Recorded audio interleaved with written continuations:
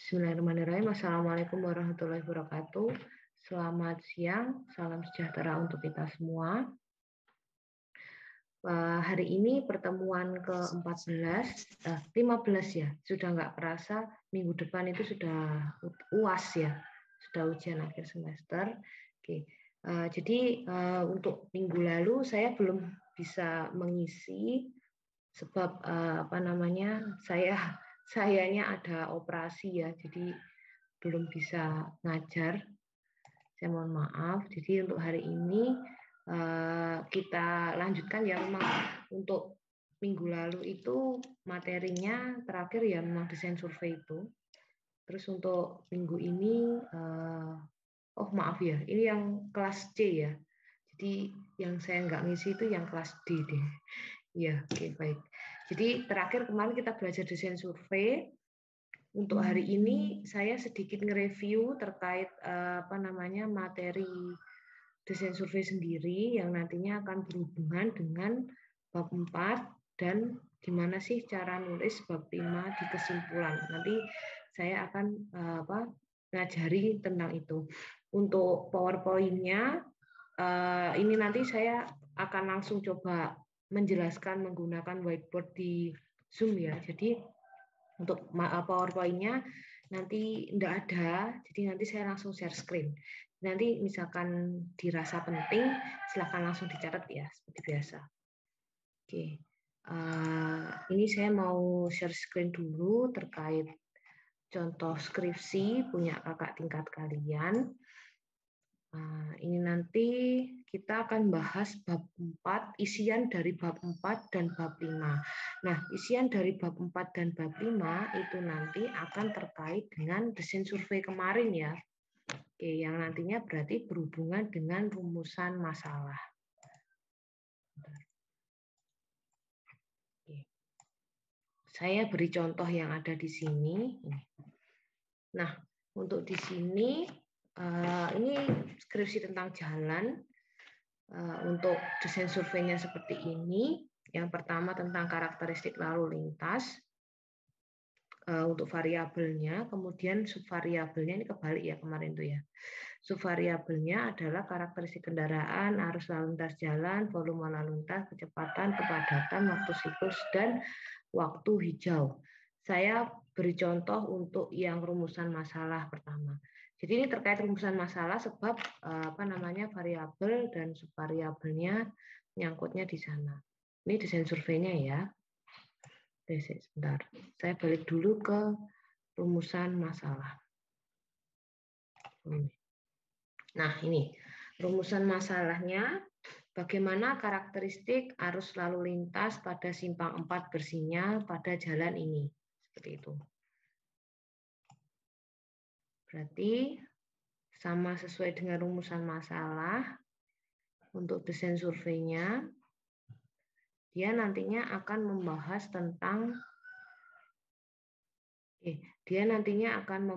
tentang karakteristik arus lalu lintasnya. Jadi saya mulai jelaskan. Untuk yang pertama nantinya dikaitkan dengan rumusan masalah. Rumusan masalah yang tadi yang pertama adalah bagaimana karakteristik arus lalu lintas ya. Karakteristik arus lalin di simpang 4 bersinyal tadi seperti itu. Kemudian lanjut ke desain survei, kita samakan dengan desain surveinya. Desain surveinya itu yang pertama sama seperti di sini ya, bahwasanya di rumusan masalah itu kan sudah bahas tentang karakteristik lalu lintas. Untuk yang pertama berarti dia sebagai variabelnya, kemudian subvariabelnya adalah ini. Ini untuk subvariabel. Nah, kita langsung masuk ke bab 4. Jadi nantinya untuk bab 4 ini merupakan hasil dan pembahasan. Hasil dan pembahasan. Nah, bab 4 ini penting ya, sebab kalian nantinya kan akan melakukan praktek pengambilan data sekunder gitu, data primer dan data sekunder yang selain ngambil di kalau untuk kalau untuk ini ya skripsi ini berarti dia nanti ambil data di pihak kepolisian, skripsinya tentang jalan, ambil contohnya tentang karakteristik lalu lintas, dia nanti ada volume lalu lintas. Nah, kemudian nantinya dia harus tahu ya untuk kondisi lalu lintas di jalan tersebut gimana. Jadi mau nggak mau harus ngambil data tentang kecelakaan dan seterusnya seperti itu di kantor kepolisian. Nah, itu. Kemudian untuk data tambahannya dia nanti wajib praktek untuk ngitung simpangnya.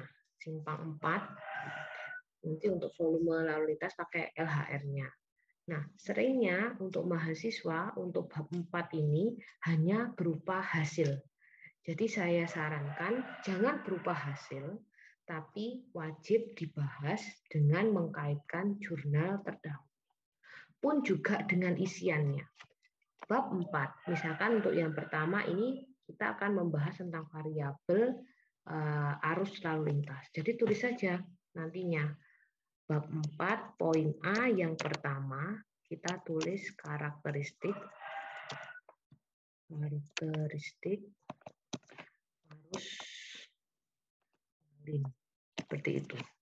Kemudian untuk sub-bab di bawahnya ini adalah bab ya. Kemudian poin A ini disebut dengan subbab. Kemudian di bawahnya sub-subbab seperti itu. Kemudian 1 kita akan membahas tentang ini, karakteristik kendaraan. Karakteristik kendaraan. Jadi, hal apa saja yang nantinya akan ditulis di bab 4 itu sama halnya dengan penulisan di desain surveimu. Jadi jangan bingung, saya nanti mau nulis di bab 4 itu apa saja. Kayak gitu. Seringnya untuk mahasiswa sendiri, apa yang ditulis di bab 4 itu tidak sesuai dengan apa yang ditulis di desain survei. Jadi usahakan, nggak usah bingung kalau kalian sudah ada desain survei dan itu sudah benar, nantinya tinggal mengikuti desain survei itu saja. Jadi desain survei sendiri itu berpengaruh terhadap kualitas tulisanmu. Nantinya desain survei bisa digunakan untuk penulisan bab 2, kemudian ditulis juga dengan tulisan bab 4. Tapi kalau untuk bab 2 kan hanya untuk kajian teori, jadi berisi teorinya saja. Kalau untuk yang bab 4, dia nanti hasil penelitianmu. Jadi tidak perlu banyak teori di situ, tapi kamu melaksanakan penelitian tuh hasilnya apa. Nah, nanti ditulis di bab 4 itu. Pun juga perlu adanya pembahasan. Jadi untuk misalkan karakteristik kendaraan kayak gitu ya, hasil penelitianmu dapatnya apa. Kemudian silahkan dikaitkan dengan jurnal terdahulu. Seperti itu. Kayak gitu ya. Itu yang dikatakan dengan namanya pembahasan. Nah, selanjutnya bab 5 itu disebut kesimpulan. Jadi kita masuk ke bab 5, namanya adalah kesimpulan.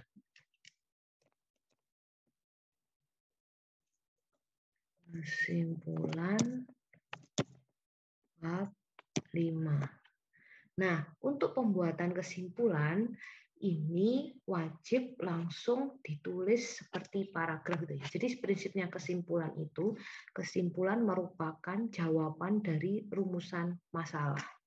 Kayak gitu ya.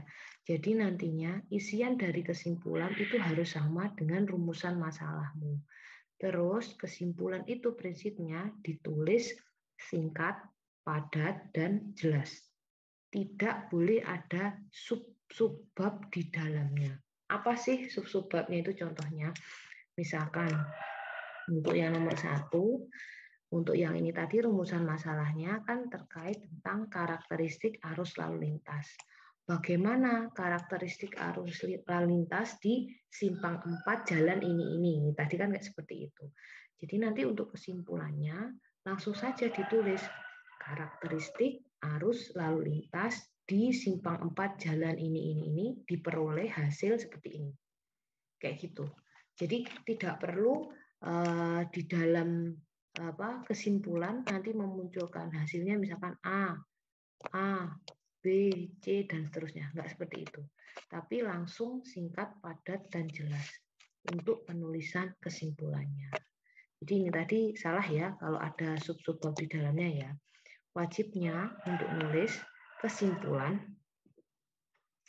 itu adalah untuk contohnya yang ini tadi, berarti karakteristik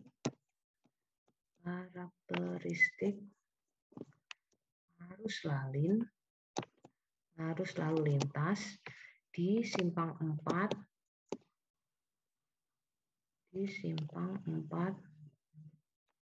jalan apa tadi? Disamakan dengan rumusan masalahnya. Simpang 4 jalan titik-titik gitu ya tadi ya.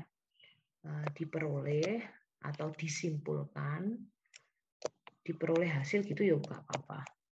Diperoleh hasilnya apa gitu seperti itu. Jadi tidak memunculkan sub-subbab seperti ini tadi di dalamnya. Kayak gitu ya, itu untuk penulisan kesimpulan. Kalau untuk saran terserah nanti untuk penulis mau nulisnya gimana. Tapi intinya untuk kesimpulan sendiri normalnya itu tidak panjang untuk penulisannya, tapi simpulan. Jadi kalau prinsipnya kesimpulan itu ya intinya seperti apa perolehannya. Jadi singkat, padat, dan jelas. Kayak gitu. Itu untuk penulisan hasil dan pembahasan di bab 4 dan juga bab 5 yang terkait dengan kesimpulan. Jadi kesemuanya mulai dari awal, rumusan masalah, kemudian yang pertama ya rumusan masalah ya itu ada di bab 1, kemudian lanjut bab 2, terus kemudian nanti di bab 3 itu ada ini desain survei,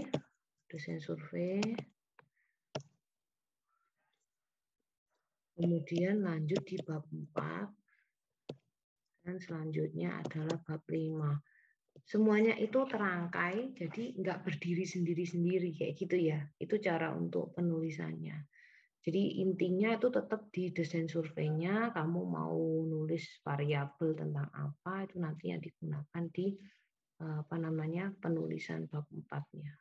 Terus kalau untuk bab 2 lebih ke teori, jadi ngambil dari buku-buku. Kalau untuk bab 4 itu kan hasil dan pembahasan, berarti dari hasil kamu praktek seperti apa, hasil dari data penunjangmu, data primernya, yang ambil dari kepolisian, kalau untuk ini tadi, itu seperti apa, itu nanti dimasukkan di hasilnya, kemudian kamu olah, kamu kuatkan dengan jurnal terdahulu, itu yang disebut dengan pembahasan. Kayak gitu. Jadi kalau misalkan contohnya kuantitatif deskriptif, penggambaran data, itu nantinya misalkan diperoleh jenis tabrakan di tahun 2021 yang terbanyak jenis tabrakan depan, misalkan seperti itu. Nah, terus kemudian kalimat selanjutnya kamu hubungkan dengan jurnal terdahulu, misalkan seperti ini. Hal ini diperkuat oleh jurnal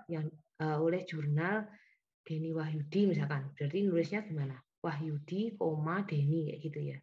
Tahunnya 2019 misalkan. 2019. Buka kurung 2019 tutup kurung. Disimpulkan bahwa di tahun 2019 di daerah ini yang terbanyak juga jenis tabrakan depan kayak gitu. Jadinya jurnal yang kamu baca dengan hasil penelitianmu itu seimbang, sama hasilnya. Tapi kalau misalkan nggak sama, ya silakan ditulis saja, nggak apa-apa.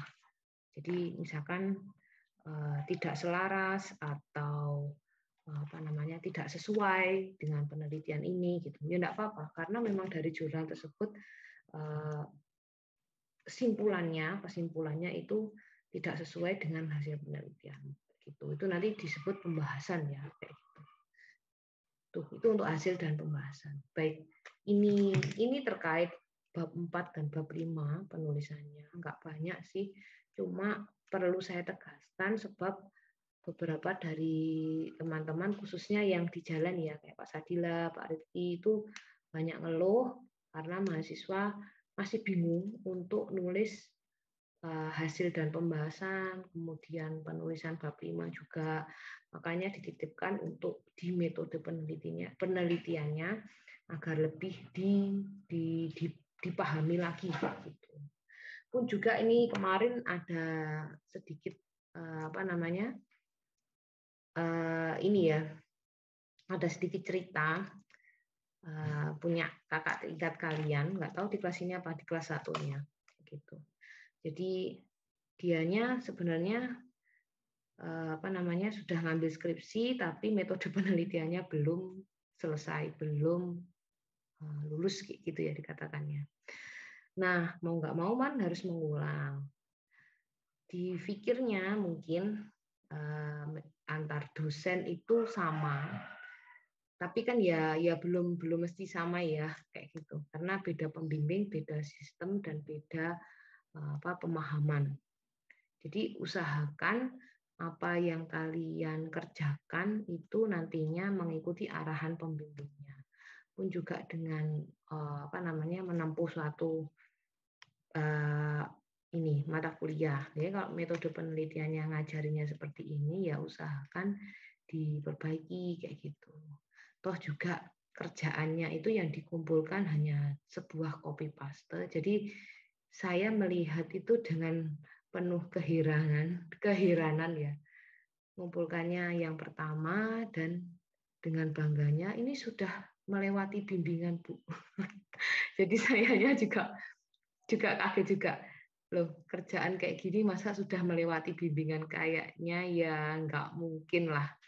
Jadi usahakan sebelum mengumpulkan tugas, kalau memang niat ya, kalau ada niat ya dikerjakan dulu dengan benar, dipahami kerjaannya.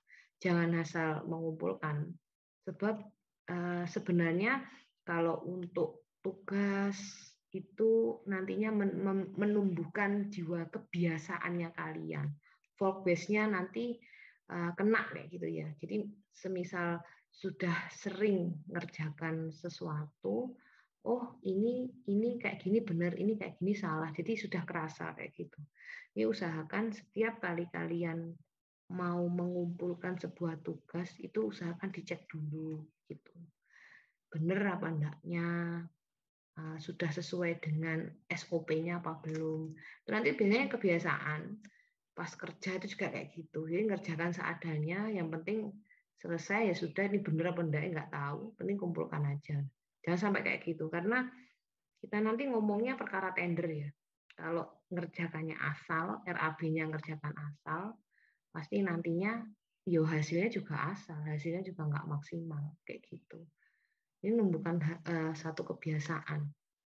Sebenarnya kalau dari saya sendiri, saya ngajar itu santai banget. Untuk online, saya rasa kalau mengumpulkan tugas selama 2 minggu kayak gitu kan santai banget ya kalau saya rasa. Kalau saya dulu malah enggak seperti ini. Enggak seperti kalian. Soalnya apa ya? Saya ngerasa pressure-nya kalau pas di saya dulu itu terlalu berat. Jadi sayanya nggak pingin ke mahasiswa saya itu pressure-nya terlalu berat. Jadi saya beri waktu untuk ngerjakan niatnya biar kerjaannya itu bagus kayak gitu. Jadi nggak terburu-buru. Yang memang niat untuk ngerjakan. Tapi ya ternyata setelah dilihat-lihat kok ya masih sama. Jadi saya cerita kayak gini itu pengalaman ya. Jadi saya harapkan untuk mahasiswa saya jangan sampai terulang lah seperti itu. Kayak gitu ya. Jadi kalau ngerjakan sesuatu itu yang memang niat, yang memang benar dari hati, kerjakannya sungguh-sungguh. Gitu ya. Oke. Dari yang saya jelaskan ini ada pertanyaan, silahkan. atau masih ada yang bingung terkait penulisan di bab 3 yang kemarin? Oke, silakan saya buka sesi tanya jawab. Atau mau cerita terkait kerjaannya, enggak apa-apa, silakan. Sharing aja. Yang masih bingung terkait kerjaannya.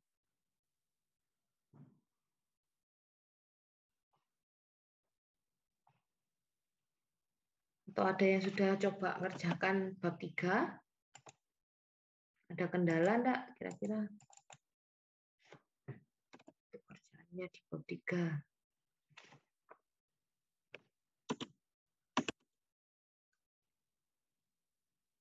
Ini ada yang tanyakan, karena yang on cam cuma kamu, Dian. Jadi sini mahasiswa saya cuma kamu. Ada enggak ini yang lain? Silakan, Dian. Enggak apa-apa kalau mau tanya, Dian. Belum mengerjakan, Bu. Masih antri dengan tugas yang lain. Iya. Ini mau itu ya, UAS jadi juga banyak tugas juga. Oke, silakan selain Ya, Denny. Iki biasanya banyak. Iya. Tugas itu apa? Keairan ya, perancangan bangunan air. Ya, Bu, drainase. Drainase, iya. Enggak apa-apa, dinikmati aja. Namanya mahasiswa ya banyak tugas. Ya. Oke, silakan. Jadi kalau ada waktu untuk bertanya, silakan. Saya beri waktu. Kalian yang belum paham mungkin, karena nggak memungkiri tugasnya kalian walaupun sudah dikumpulkan, itu masih banyak kurangnya.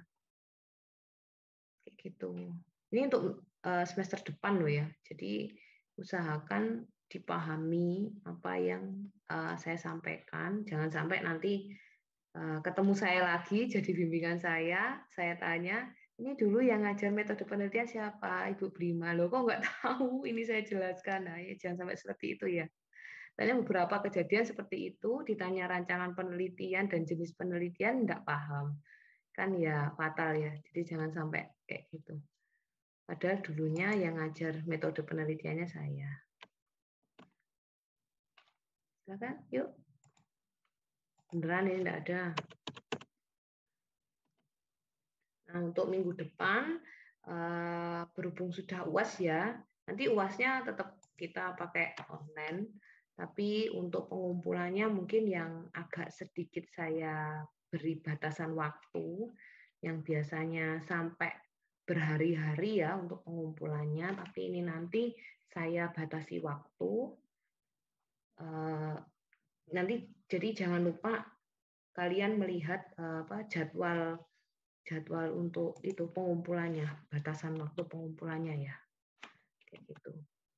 Terus kemudian untuk materinya nggak jauh beda dengan apa yang saya sampaikan, malah kemungkinan nanti nggak sampai bab 5 untuk penjelasannya. Jadi nantinya lebih mudah di kaliannya juga, belajarnya nggak banyak-banyak kayak gitu. Oke. Ada yang ditanyakan? Teman-teman silakan. Terkait penulisan bab 4 dan bab 5. Barangkali untuk yang baru join utamanya. Untuk penulisan bab 4 dan bab 5. Jadi nanti nggak jauh dengan dosen survei ya. Tetap mengikuti dari dosen survei. Hanya saja lebih ke hasil dan pembahasan. Kemudian untuk bab 5-nya mengacu dari rumusan masalah kayak gitu. Dan penulisannya singkat, jelas, dan padat. Nah, kenapa dari rumusan masalah? Sebab kesimpulan sendiri itu merupakan jawaban dari rumusan masalah. Rumusan masalah apa yang sudah kamu buat itu nantinya akan dijawab seperti itu di kesimpulan. Penulisannya singkat, padat, dan jelas. Tidak ada sub-subbab di dalamnya. Itu ciri untuk kesimpulan. Kayak gitu. Silahkan untuk teman-teman yang lain. Kalau untuk Mendeley sendiri sudah pada mencoba belum? Denny sudah nyoba?